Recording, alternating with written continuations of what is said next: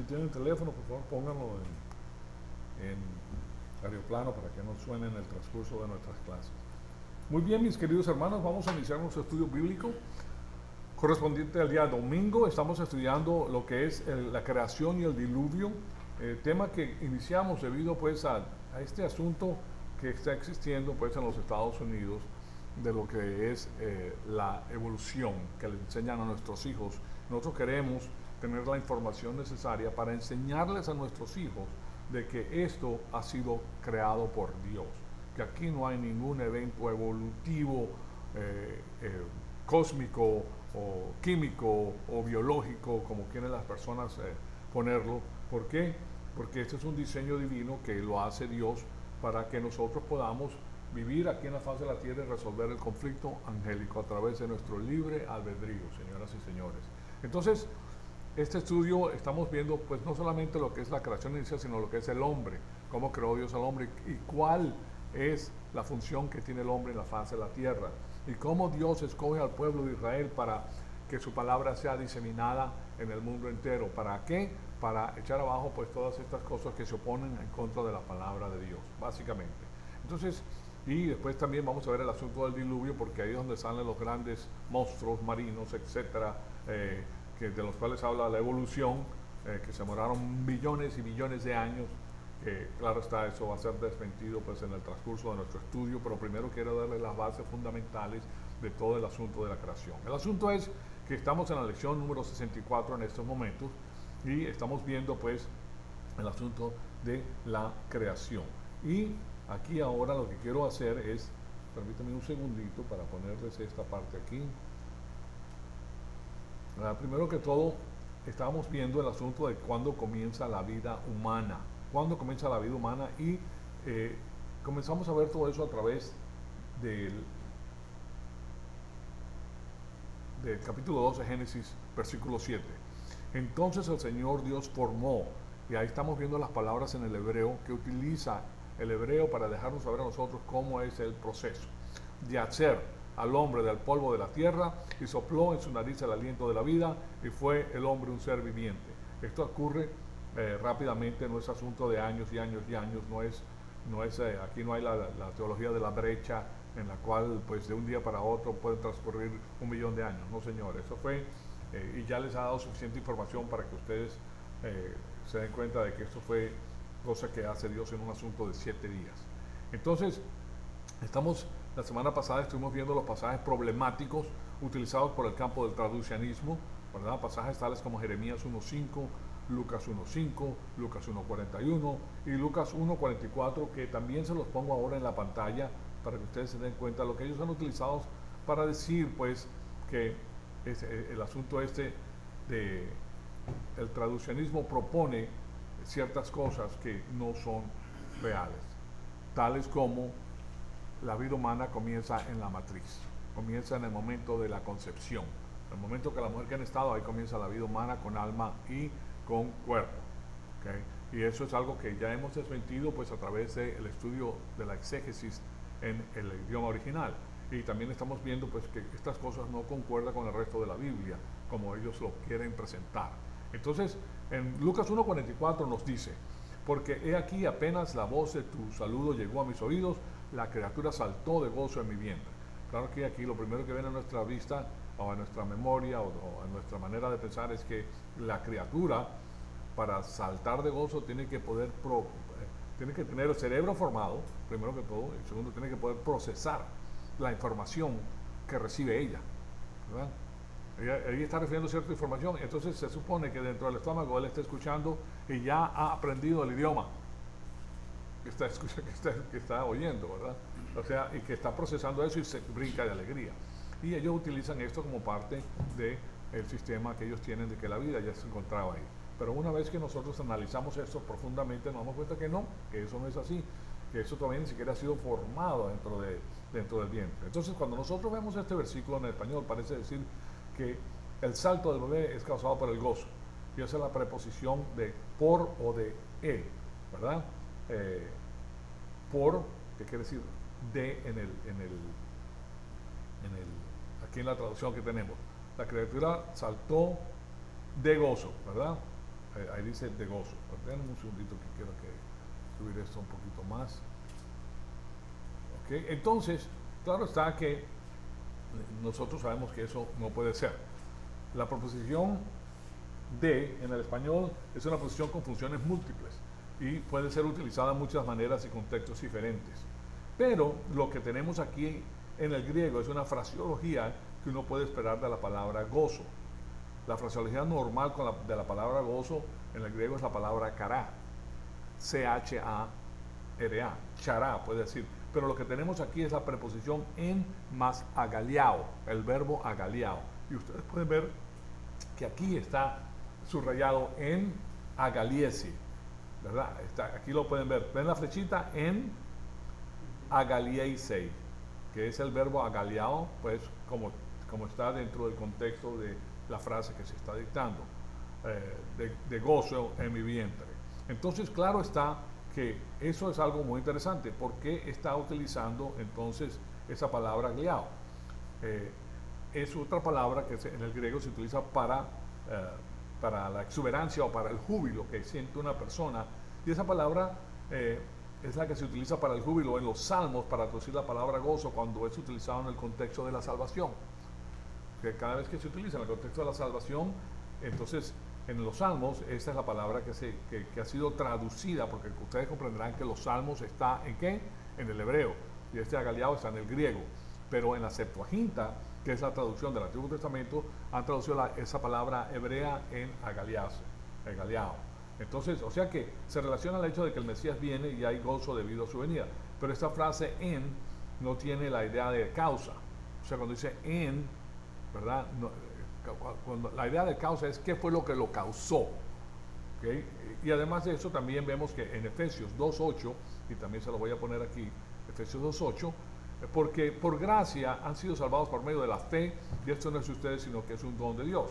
Entonces aquí pueden ver la palabra diaten pisteos,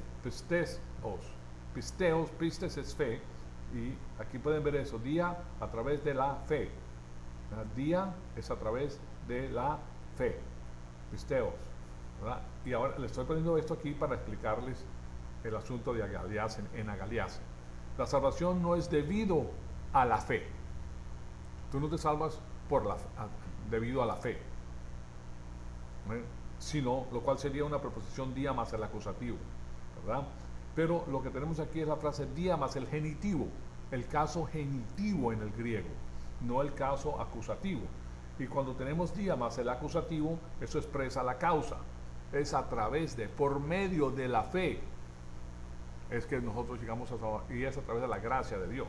Entonces, pero día más el genitivo indica el medio por el cual se lleva a cabo. Entonces, a través de la fe. O sea que aquí no tenemos a día más el acusativo que expresa la causa, sino es día más el genitivo que expresa el medio por cual se hace. Entonces, también en Lucas 1.44, fíjense en esto, en Lucas 1.44 dice: porque he aquí apenas la voz de tu saludo llegó a mis oídos, la criatura saltó de gozo en mi vientre. Entonces, de nuevo aquí pueden ver en agaliasei, en teikolia, y cuando habla de en teikolia está en el caso dativo, mu es mío, dentro de mi vientre, ¿verdad? Entonces, eso es importante porque como pueden ver lo que tenemos es en más el dativo, ¿okay? Porque acolía está en el dativo que normalmente indica algún medio o instrumento, pero aún eso es una idea poco común pues en este tipo de contexto que tenemos aquí. Y de acuerdo con la última edición del léxico griego de Arndt and Gingrich, que son los diccionarios que más se utilizan porque están muy bien, o sea, tienen mucha información concerniente al idioma griego, ese uso es la marca circunstancial o la condición bajo la cual algo toma lugar. O sea que esta es la condición bajo la cual el salto ocurre. Aparentemente lo que siente Elizabeth es esa emoción, y esa emoción está metida químicamente, ese chisgazo, o sea, esa inyección química hace que el bebé brinque, porque es lo mismo que pasa. Yo les he comentado a ustedes cuando vino ese relámpago, ¿verdad?, que cayó cuando estaba yo atrás de mi restaurante, que me hizo brincar, pegué un brinco extraordinario. Fue por eso, porque química y eléctricamente nosotros transmitimos eso en el cuerpo. ¿Y qué pasa con el cuerpo? Que el cuerpo sí, y eso fue lo que pasó en el vientre de ella, que ella sintió la emoción y se la transmitió al bebé, y el bebé, pues, el bebé no tiene que ver nada con el asunto. Mi cuerpo no tenía que ver nada. Yo no pude procesar, teniendo la capacidad de hacerlo, yo no pude procesar ese fuerte relámpago porque fue demasiado fuerte, sino que simplemente la primera cosa que me pasó fue que brinqué. Lo primero, ya cuando estaba bajando, sí estaba pensando, ya bueno, ¿qué fue lo que pasó aquí? Pero el inicio, eso no pude pensar. Es lo mismo que hacen un disparo fuerte aquí, que hace la persona inmediatamente, se tira al suelo, hace algo, o se queda estupefacta. Esa es otra reacción, que en vez de brincar se queda, se congela, se queda estática, pues. Entonces, pero aquí vemos que esto es algo que ocurre, que es una reacción química eléctrica dentro de la persona, y el bebé pues entonces brinca. Entonces, o sea que esa palabra gozo utilizada no necesariamente es la del feto, el del feto. El gozo lo tuvo ella, y fue tanto el gozo que sintió que causó esto. O sea, la traducción en el español parece decir que el bebé es el que siente el gozo, pero eso es un concepto particularmente problemático por un número de razones. Entonces, en Génesis 2:7, aquí tenemos que el Señor Dios formó al hombre del polvo de la tierra y sopló en su nariz el aliento de vida, Neshama, y fue el hombre un ser viviente. El próximo tema al cual debemos dirigirnos entonces, que se desarrolla en este versículo también, es el de contestar la pregunta, ¿qué es el hombre? Y el Señor Dios, el énfasis aquí es en el Señor Dios, Yahweh, que es el creador. ¿Quién es Yahweh? El Señor Jesucristo, el creador de Israel, y que tiene una relación contractual con Israel, y de esa forma trae a juego pues esta etapa, una cualidad moral de Dios, que es muy importante. Y a lo que se refiere cuando trae la idea de la moralidad, es que Dios es un Dios santo. Y hoy en día la palabra santo, claro está, comúnmente es mal utilizada. Es más, se utiliza despectivamente mucho. No, eso es un santurrón, un santo. Se la da de santo. O sea, lo utiliza de una forma despectiva. Está mal utilizada, pues no tiene el significado claro en nuestro idioma cotidiano. Pero es una palabra que tiene que ver con el hecho de que Dios está separado. Santo quiere decir separado de todo. Dios está separado de la creación. Él hace la creación. ¿Okay? Él maneja todas las cosas, pero Él está hecho, no es parte de la creación. ¿Sí me explico? O sea, yo puedo hacer, por ejemplo, una silla. Yo puedo hacer la silla. Yo utilizo la química y utilizo las materias primas de la tierra y hago la silla. Bueno, yo no soy la silla. La silla es la silla y yo estoy aquí, yo estoy separado de la silla, ¿correcto? Entonces Dios está separado de la creación. En lo que concierne la creación Él la hace, pero Él está separado porque no es parte de la naturaleza. La naturaleza es una creación de Dios. Entonces Él es el único, y lo que significa esa calidad de santo, que es separado, que Él es único en su rectitud y en su justicia, de manera que nosotros nos referimos a eso como parte de su integridad. Parte de su integridad, su rectitud y su justicia. Es tan santo que Él no puede participar en las cosas que hace el ser humano aquí abajo en la faz de la tierra, en lo que corresponde pues a esa santidad, porque nosotros somos pecadores. Entonces Dios es santo, separado. Entonces Él es recto y justo, lo cual significa que la rectitud de Dios es el carácter absoluto, el estándar absoluto, perdón, de su carácter.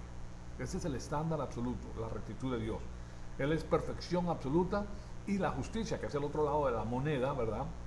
Es la aplicación de ese estándar a sus criaturas. Entonces la justicia de Dios es lo que Él aplica a sus criaturas basados en su estándar, que es su rectitud. Claro está que ninguno de nosotros puede alcanzar esa rectitud. Y por eso la ley mosaica nos deja saber a nosotros que somos pecadores. Porque su rectitud es perfecta. Y el único que la pudo lograr fue su Hijo. ¿Se dan cuenta? Entonces nosotros tenemos que entrar por el Hijo, porque por nuestra propia cuenta no lo podemos hacer. Tenemos que creer en lo que hizo el Hijo. Y lo que tenemos ahí entonces es algo extraordinario.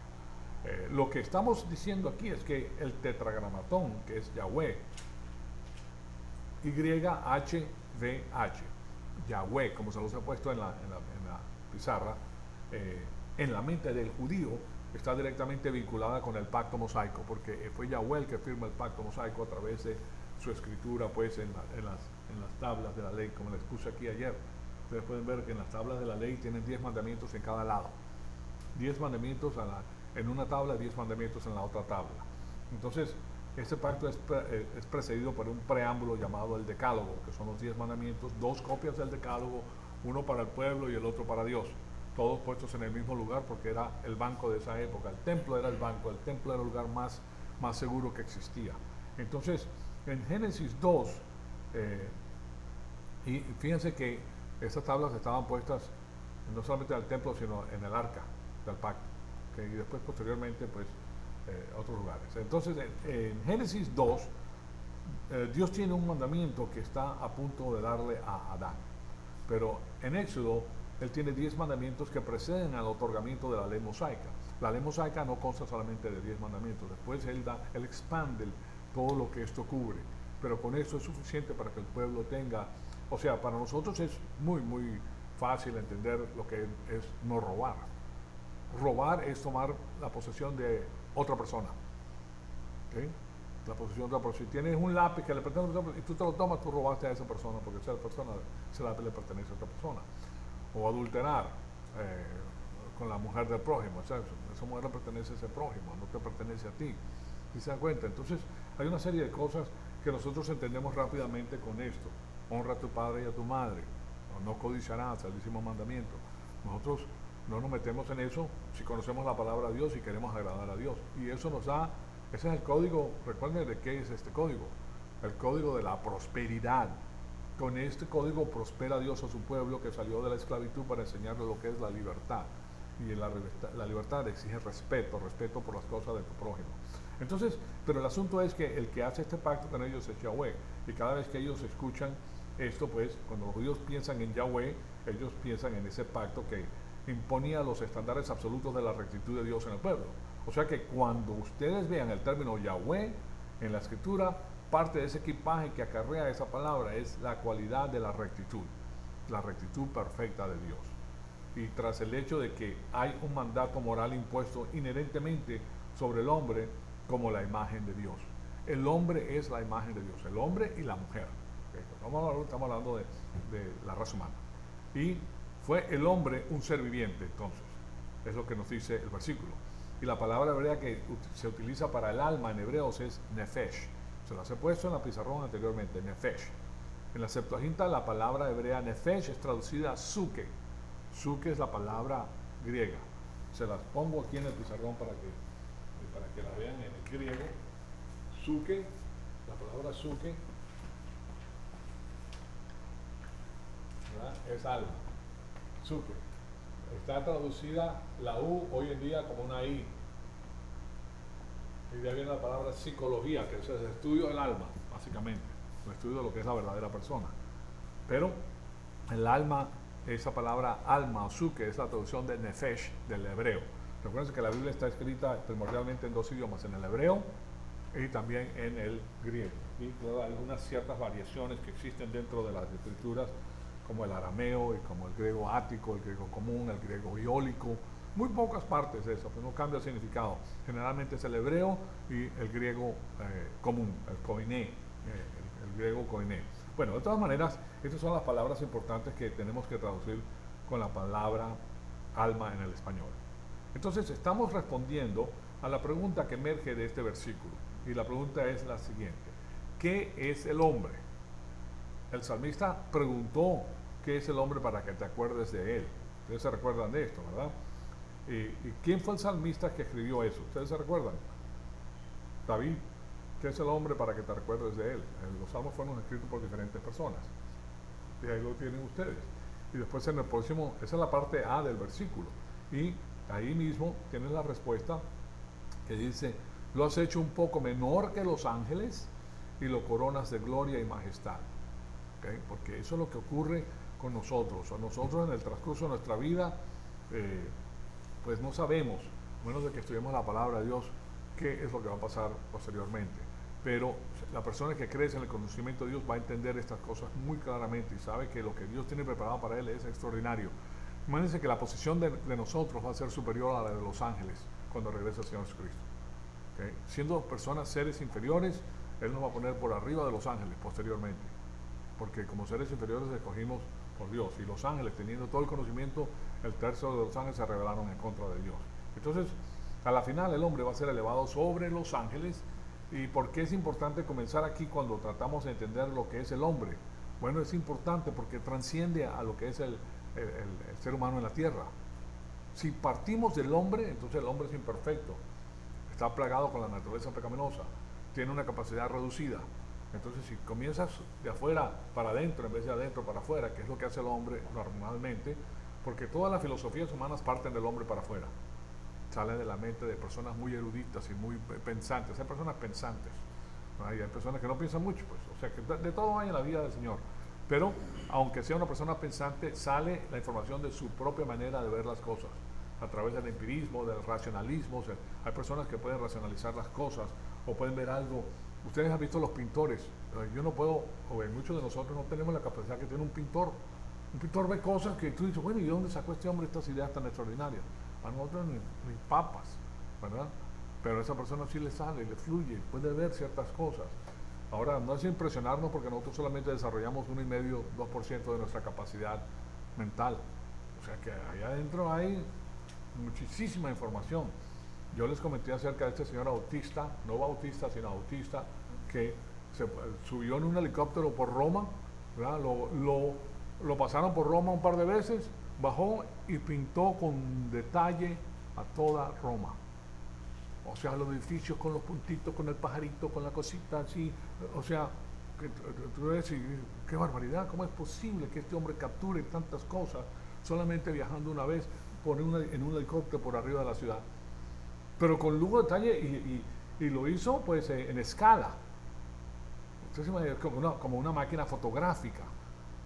Una máquina, uno puede decir, bueno, una máquina fotográfica lo puede capturar, pero mentalmente este hombre creo que tiene suficientes píxeles activados en la mente que pudo capturar eso, pero no solamente lo captura, sino que lo reproduce en un lienzo grandísimo. Hay personas que tienen capacidades que nosotros no entendemos, ¿verdad? Entonces, claro está que el hombre tiene ciertas capacidades interesantes y el hombre trata a través de su intelecto pues formular cosas a través del empirismo, del racionalismo, que son muy interesantes.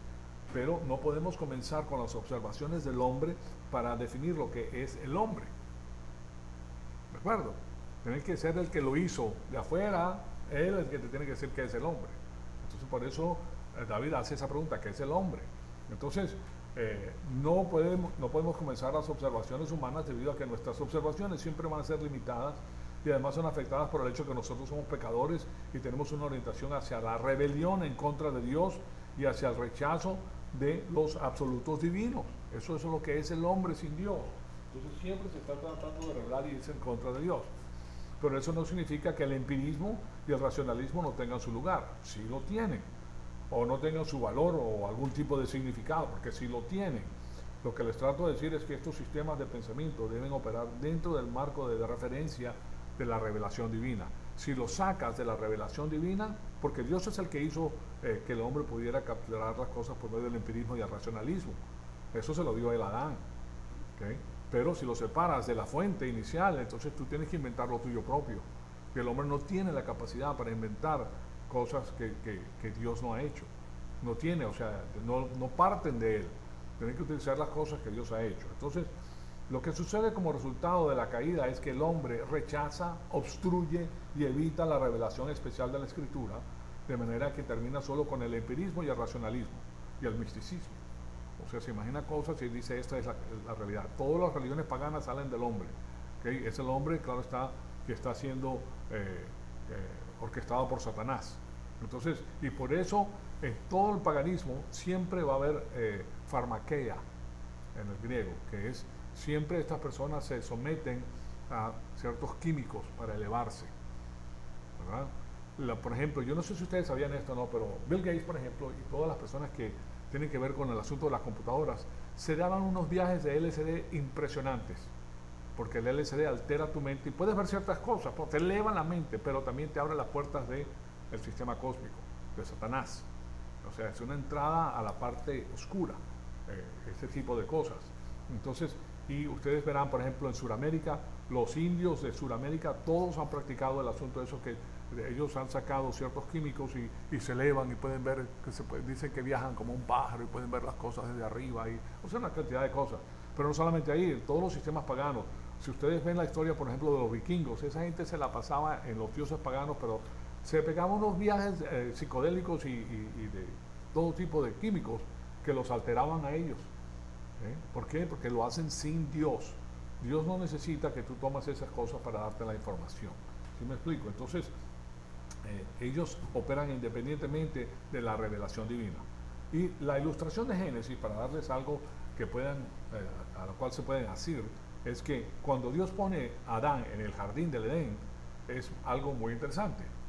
Digamos por un momento que Dios no le dio a Adán ningún tipo de revelación especial. Esa revelación tiene que venir de Dios. Y con eso en mente, entonces, en su condición antes de la caída, todo lo que Adán tenía eran sus 5 sentidos y sus razonamientos, que no habían sido afectados todavía por el pecado. Y este es el hombre inicial, o sea que la capacidad mental que tenía ese señor era impresionante. ¿Okay? Así como yo les he dicho que hay personas que tienen cierta capacidad, el hombre tenía una capacidad extraordinaria, mucho mayor que la de nosotros. Que de paso, pues es mejor de cualquier cosa que nosotros podamos tener hoy en día, porque el hombre se ha ido degenerando a través de los años con tanta... imagínense todas las veces que se han subdividido los genes. Entonces, bajo esta idea, entonces, Adán puede salir e investigar empíricamente, o sea, él está viendo todas las cosas que lo rodean, pero él no ve las cosas como nosotros nada más. Es más, lo ve como un artista, ve las cosas diminutas y por qué se hizo, y él observa, y cómo crece, y por qué se hace, todo eso pues que Dios había hecho. Para usted, Adán puede salir e investigar empíricamente todos los árboles, todos los animales, la topografía, etcétera, y llegar a muchas conclusiones basadas en sus observaciones empíricas de la información que él ha recopilado. Después puede estar su razonamiento para proponer ciertas cosas. Aún así, con todo eso hay una conclusión a la cual él no puede llegar simplemente observando la información de los datos. No puede llegar ahí, es imposible. ¿Y cuál es? Él no pudo aprender que al comer el fruto del árbol del conocimiento del bien y del mal, él moriría. Él no pudo aprender eso. Dios se lo tuvo que revelar. Entonces no importa qué tan inteligente sea, ¿verdad? Y qué tan empíricamente pueda capturar, él no puede saber eso, que iba a morir espiritualmente si él comía del fruto prohibido. Dios se lo reveló. Entonces hay revelación divina con la cual el resto de la información que el hombre saca, pues la puede unir a la información divina, y ahí sí tiene algo que vale la pena, porque está basado en lo que Dios le ha dicho. Entonces, o sea que la observación es buena hasta cierto punto, pero es limitada al ámbito natural y terrenal. Si tú quieres información divina, tienes que recibirla de Dios directamente. O sea que existen ciertas cosas que solamente podemos ver debido a que Dios nos las ha revelado. Entonces, una de las cosas que nosotros tenemos en la edad de la iglesia, y lo que tuvieron los judíos pues, en el Antiguo Testamento, es que Dios a nosotros nos da revelación bíblica, espiritual, con la cual nosotros podemos navegar este mundo y ser exitosos. Él nos da la clave del éxito, a pesar de nuestra naturaleza pecaminosa. Nos da todas las herramientas necesarias para utilizarlas. Por ejemplo, tú no confesarías tus pecados si no supieras que tienes pecados todos los días, o si no sabes que es necesario que tú hagas eso. Alguien te lo tuvo que revelar. Entonces, y muchas personas no saben que pueden tener vida eterna creyendo en el Señor Jesucristo porque no han oído el Evangelio. ¿Me dan cuenta? O sea que ellos o han rechazado el Evangelio, otra de las cosas que puede suceder. Entonces, o sea que la razón y el empirismo operan dentro de ciertos límites establecidos por la revelación divina. Tiene que subordinarse el empirismo y el racionalismo. Aquí se lo voy a poner. El misticismo ya es una desviación completa de lo que Dios ha dado. Entonces tenemos que tener eso. Si lo ponemos esto en la pantalla para que lo puedan ver. Aquí está el racionalismo. Y aquí está el empirismo.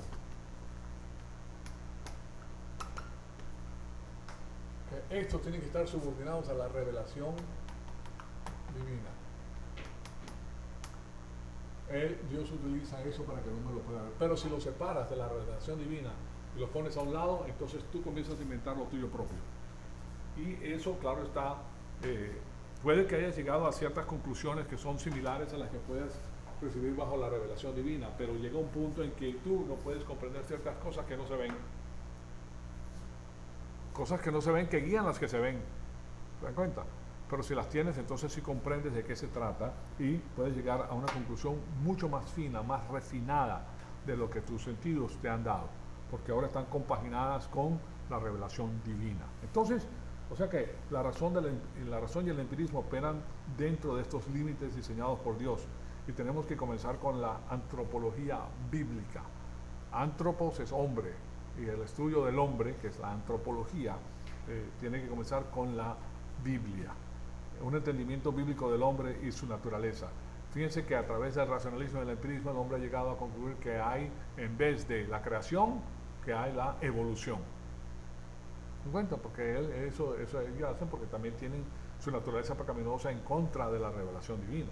Entonces tienen que inventar algo nuevo, y con los aparatos nuevos que ellos han sacado y con los estudios que han hecho, ellos llegan a ciertas conclusiones, llegan a tener ciertos teoremas o teorías, ellos, o sea, inventan una serie de cosas nuevas que no pueden comprobar.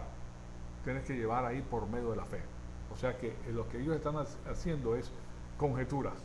Llegan a cierto punto en que la revelación humana no es suficiente. No puedes llegar, si ellos mismos proponen 1 billón de años, no había nadie vivo hace 1 billón de años que te pudiera decir, ahí estaba yo y esto fue lo que pasó y lo podemos duplicar lo que pasó, porque tú no estabas ahí y no existía.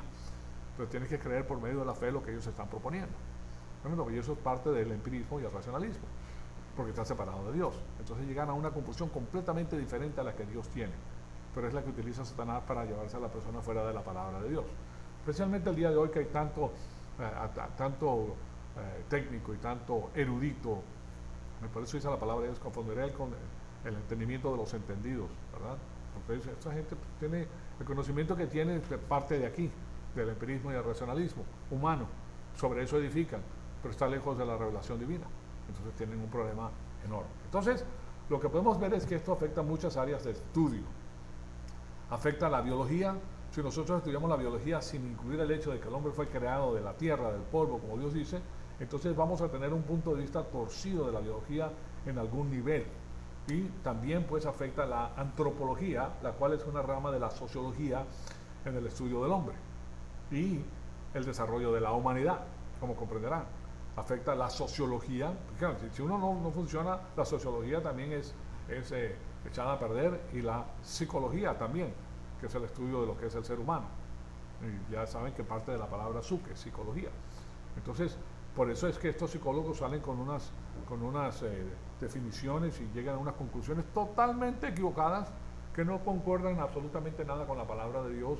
Pero las personas que no conocen a Dios es lo único que tienen, y eso lo persiguen. Siguen y también pues ellos también han estudiado en las universidades, y entonces se creen que son una cosa maravillosa y pueden entender esto, y las demás personas no lo pueden entender, y están dentro de las personas sapientes y que conocen y que tienen, o sea, todo un rollo completo que ellos se hacen para respaldarse los unos a los otros, pero al final están haciendo las cosas sin la revelación divina. O sea que todo eso se cae en el vacío. No tiene la fuente, no tiene la base que es Dios. Entonces, después entramos en otro asunto de este tema que se encuentra en el capítulo, y es que por medio de este estamos viendo la relación del hombre con la naturaleza, porque él ha sido puesto sobre la naturaleza, y hay una gran diferencia entre el concepto del punto de vista humano y el punto de vista divino. Entonces, de nuevo llegamos al asunto de la evolución versus la creación, porque el hombre concluye a través del racionalismo y el empirismo con la evolución, porque no tiene la revelación divina. Y cuando tú tienes toda la lana del mundo y a las personas, a los profesores que promulgan cierto punto de vista, que son manipulados por el sistema cósmico de Satanás, porque él quiere implementar su propio sistema sin Dios, entonces estas personas le pagan muchísimo dinero, y una vez que tú comienzas a ganar 200, 300, 400 mil dólares al año, créeme que tú no quieres perder ese dinero, tú no quieres perder el acceso que tienes a esas fuentes de información, y tampoco quieres perder ya tu estilo de vida. Tú comprenderás que si tú te ganas ese tipo de dinero, tú no vas a vivir una casa de 900 pies cuadrados o de 2000 pies cuadrados. Eso va en contra de tu prestigio con las demás personas. Entonces tienes que estar en los lugares primero donde se encuentran estas instituciones de alto valor, según ellos, y tienes que tener una casa, porque tú vas a invitar a personas muy prominentes y muy especiales. Entonces tú te acostumbras a ese estilo de vida, ¿verdad? y te acostumbras a la venia que te hacen las personas por tu conocimiento y por tu erudismo en cierto tipo de formación, ¿verdad? ¿Tú crees que tú te vas a ir en contra del sistema establecido porque tú descubriste que ahora, con la revelación divina, todo lo que tú has dicho hasta el momento es una mentira? No, no lo vas a hacer. Si lo haces, ¿qué vas a hacer? Vas a perder esa cantidad de dinero. ¿Quién te va a pagar a ti ese tipo de dinero? Tu vida se viene abajo, en otras palabras. Tus amistades, la esposa con la que te casaste, los hijos que estás mandando a la universidad. Todo eso se viene abajo, señoras y señores. ¿Sí me explico? Entonces ellos quedan amarrados por el sistema cósmico proponiendo ese tipo de cosas. Entonces, todo eso es la información del empirismo y racionalismo sin la revelación divina. Y ya una vez que están amarrados, ya no pueden salirse de ahí. Entonces, veamos entonces este otro asunto que se encuentra en este capítulo, de la diferencia entre el concepto del punto de vista humano y el punto de vista divino en lo que concierne al hombre y a la naturaleza. Bueno, vamos a hacer una cosa porque se nos acabó el tiempo para esta sesión. En la próxima clase les voy a dar esto porque es muy, muy interesante que nosotros podamos ver este asunto, porque derrama más luz todavía pues en el entendimiento que tenemos nosotros. Cuando lo aparejamos o lo ponemos en el mismo nivel que la palabra de Dios, vemos que esto en la balanza no tiene el peso que tiene la palabra de Dios. La palabra de Dios es contundente. En la palabra de Dios existe el empirismo, el racionalismo y la revelación divina. Aquí está solamente el empirismo y el racionalismo. Entonces, esto pesa mucho más. Esto nunca llega a tener el peso que tiene la palabra de Dios. Nunca, no puede, es imposible. Entonces, pero sí se lleva a muchas personas que no conocen a Dios a ese sistema. Ahí concluimos por el momento. En la próxima clase vamos a seguir. Amado Padre, te damos las gracias por el privilegio que nos has dado de escuchar tu palabra. Te pedimos que el Espíritu Santo nos rete con todas estas cosas que estamos estudiando, y te pedimos que esto en nosotros produzca una cantidad de obras de bien divino para la gloria y la honra de tu Hijo amado, nuestro Señor Jesucristo. En su nombre te lo pedimos. Amén.